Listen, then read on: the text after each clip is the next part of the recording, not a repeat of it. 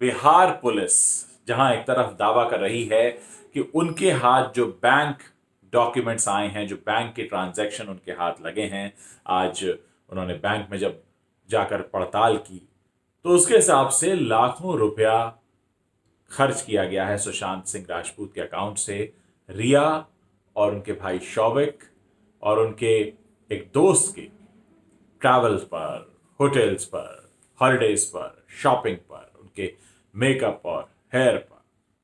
मैंने आपको उसका ब्यौरा दिया था अपने पिछले वीडियो में।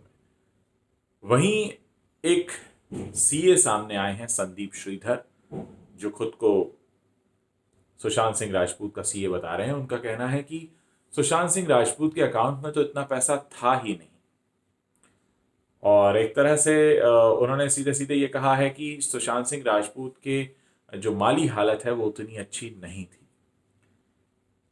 तो यहां पर एक सवाल ये उठता है कि अगर वाकई ऐसा था तो फिर सुशांत सिंह राजपूत नागालैंड और केरला में एक एक सवा सवा करोड़ का दान कहां से दे रहे थे। दूसरी तरफ सिद्धार्थ पिठानी है।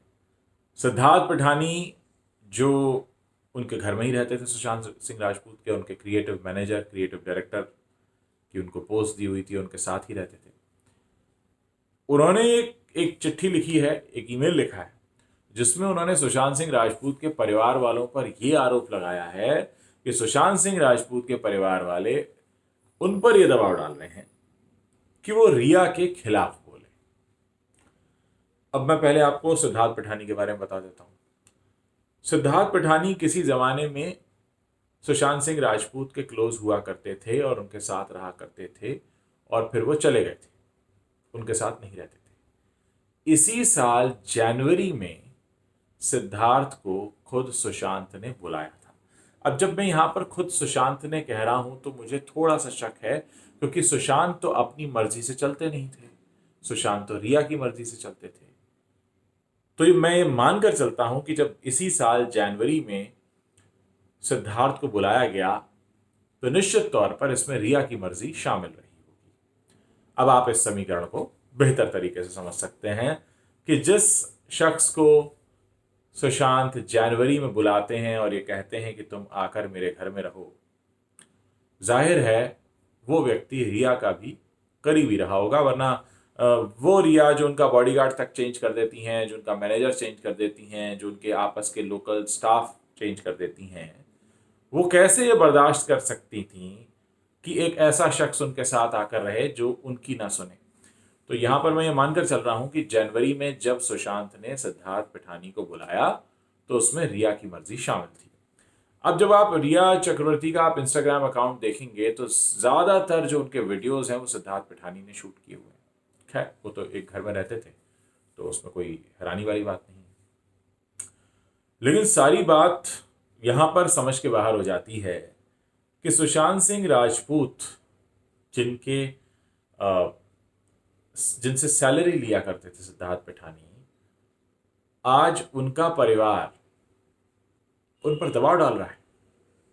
ये बात बहुत हैरान करने वाली है, क्योंकि सिद्धार्थ पिठानी उस वक्त मौजूद थे जब यह हादसा हुआ, और उन्होंने ही सुशांत की बहन को फ़ोन किया था, और उन्होंने रिया को फ़ोन क्यों नहीं किया वो तो बात समझ में आ जाती है, क्योंकि रिया तो गुस्से में घर छोड़ के चली गई थी।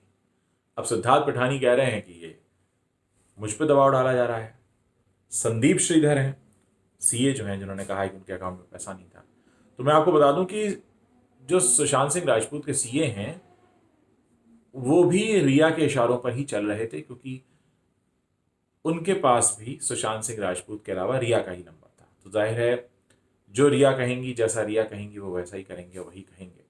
तो ये जो दो लोग निकलकर सामने आए हैं और जो ये कह रहे हैं कि एक सिद्धार्थ पिठानी है, वो कहते हैं कि परिवार दबाव डाल रहा है, परिवार हमसे कह रहा है कि आप रिया के खिलाफ बोलिए, और संदीप श्रीधर है वो कह रहे हैं इनके तो अकाउंट में पैसे नहीं है। अब ये बात थोड़ी हजम नहीं होती कि जो आदमी 4.5 लाख रुपए का महीने का किराया देता है, जो 1 करोड़ और सवा करोड़ की डोनेशन देता है, उसके अकाउंट में पैसा नहीं है। तो फिर वो वाले ट्रांजैक्शन कहाँ से हुए हैं जो बिहार पुलिस के हाथ लगे हैं, जिसमें कहा जा रहा है कि 15 करोड़ रुपया लॉकडाउन के दौरान ट्रांसफर किया गया। तो ये बातें बहुत उलझाने वाली हैं। मुझे लगता है इन सीए साहब से भी पूछताछ होनी ज़रूरी है कि कौन से अकाउंट का हवाला दे रहे हैं और किसके इशारों पे चल रहे हैं, और सिद्धार्थ पिठानी से भी दोबारा पूछताछ होनी ज़रूरी है कि वो क्या चाहते हैं। क्योंकि हाल फिलहाल में जो हमने देखा पिछले 45 दिन में, मुंबई पुलिस ने तो कुछ किया नहीं, और सुशांत के जो पिता हैं वो अपने ही दम पर सारे सबूत जुटाते रहे। और अगर सिद्धार्थ पिठानी ये कहते हैं कि उन पर कोई दबाव बना रहा है, तो कौन दबाव बना रहा है? श्री के सिंह दबाव बना रहे हैं, जो खुद वृद्ध हैं, जो खुद इस स्थिति में हैं कि शायद ईश्वर कभी किसी को उस स्थिति में ना पहुंचाए कि इस बुढ़ापे में उनका बेटा भी चला गया है और बेटे का सारा धन भी चला गया है और वो अकेले लड़ रहे हैं। वो धमका रहे हैं सिद्धार्थ पिठानी को। दाल में कुछ काला लगता है। मुझे लगता है पुलिस को ढंग से इसकी जांच करनी चाहिए, सीए से पूछताछ होनी चाहिए, सिद्धार्थ पिठानी से भी पूछताछ होनी चाहिए। निश्चित रूप से कुछ ना कुछ इस मामले में भी एक नया पेच निकल सकता है।